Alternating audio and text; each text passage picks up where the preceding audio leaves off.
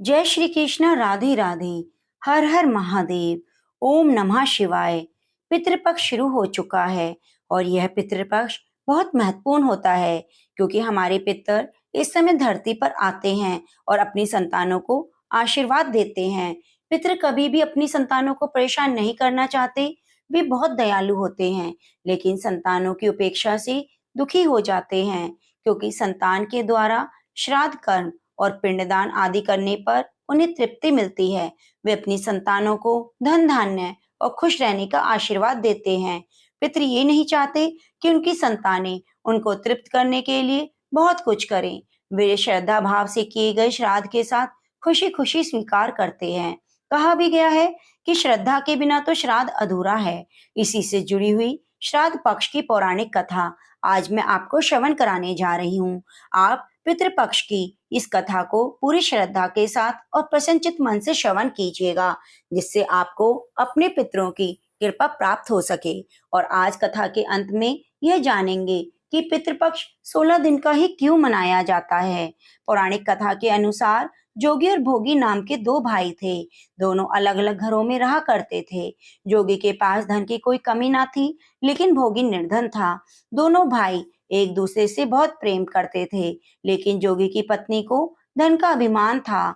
वहीं भोगी की पत्नी सुशील और शांत स्वभाव की थी। जब पितृपक्ष आने पर जोगी की पत्नी ने उससे पितरों का श्राद्ध करने के लिए कहा, तो जोगी इसे व्यर्थ का कार्य समझकर टालने की कोशिश की। लेकिन जोगी की पत्नी केवल अपनी शान दिखाने के लिए श्राद्ध का कार्यक्रम रखना चाहती थी, ताकि वह अपने मायके पक्ष के लोगों को बुलाकर दावत कर सके। जोगी की पत्नी ने उससे कहा कि मुझे कोई परेशानी ना हो, इसलिए आप ऐसा कह रहे हैं, लेकिन मैं सत्य कहती हूँ, मुझे इसमें कोई परेशानी नहीं। मैं भोगी की पत्नी को बुला लूंगी, हम दोनों मिलकर अपना सारे कार्य कर लेंगे। दूसरे दिन भोगी की पत्नी सुबह आकर सारे कार्य करवाने लगी। उसने अनेक पकवान बनाए, फिर सभी काम निपटाने के बाद अपने घर वापस आ गई, क्योंकि उसे भी पितरों का तर्पण करना था। जब पितर भूमि पर उतरे, तब वे जोगी के यहाँ गए। देखा कि ससुराल पक्ष के सभी लोग भोजन करने में जुटे हुए हैं। वहां वे ये सब देखकर बहुत निराश हुए। उसके बाद भोगी के यहाँ पितर आए। देखते हैं कि माता पितरों के नाम पे अग्यारी दे दी गई है। पितर उसकी राख चाटते हैं और भूखे ही नदी के तट पर पहुंच जाते हैं। कुछ ही देर में सारे पितर अपने अपने यहाँ का श्राद्ध ग्रहण करके इकट्ठे हो गए और बताने लगे कि संतानों ने किस किस तरह के लिए उनके लिए श्राद्धों के पकवान बनाए।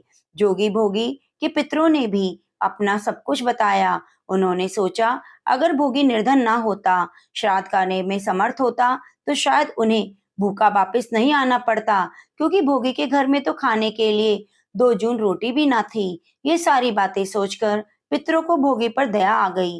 अचानक से वे नाच नाच कर गाने लगे कि भोगी के घर धन हो जाए, भोगी के घर धन हो जाए।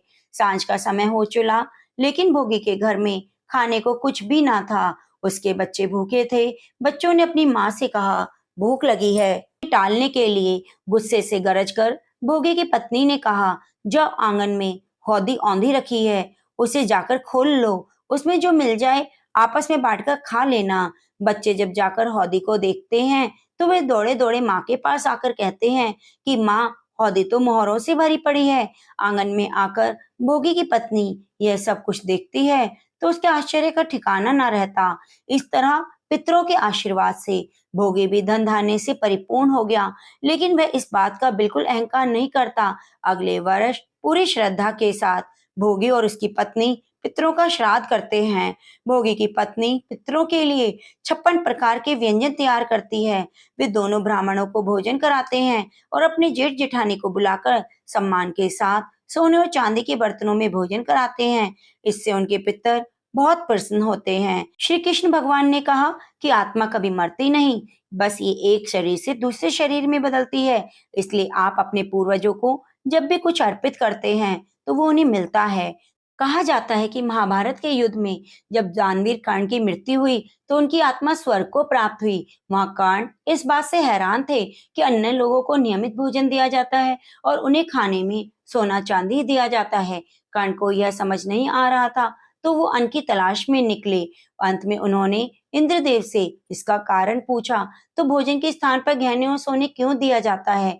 तब इंद्र ने कहा कि आपने पूरे जीवन केवल सोना और आभूषण ही दान दिए। आपने न कभी गरीब और न कभी अपने पूर्वजों को अन्न का दान दिया। कर्ण को एहसास हुआ कि एक गरीब व्यक्ति के लिए बहुमूल्य रत्न से ज्यादा अन्न कीमती होता है। कर्ण को अपने पूर्वजों के बारे में जानकारी नहीं थी, जिसका जिक्र उन्होंने इंद्र से किया। दानवीर कर्ण की समस्या को समझते हुए इंद्रदेव ने यमराज से विनती कर उन्हें 15 दिन के लिए पृथ्वी पर वापस जाने की अनुमति दी, ताकि वो इस अवधि में अपने पितरों को दान और तर्पण कर सके। यही वो 15 दिन की अवधि होती है जो आज भी पितृपक्ष के रूप में मनाई जाती है। इसलिए हिंदुओं में भोजन का दान करना बहुत शुभ माना गया है। श्राद्धों के दौरान तो गरीबों को भोजन खिलाना ही चाहिए।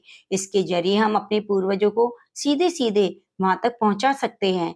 कहा जाता है इन दिनों में यमराज की आज्ञा से आत्माएं जमीन पर आती हैं और अपने वंशजों की ओर से अर्पित किए गए भोजन को ग्रहण करती हैं। ये मित्रों, आप भी अपने पितरों के तर्पण के लिए पूरी श्रद्धा के साथ जो भी आपका सामर्थ्य हो उसी के अनुसार दान जरूर कीजिए। पितृपक्ष की कथा कहानियां सुनने के लिए आप हमारे चैनल को सब्सक्राइब जरूर कीजिए और बेल आइकन को दबाना ना भूलें।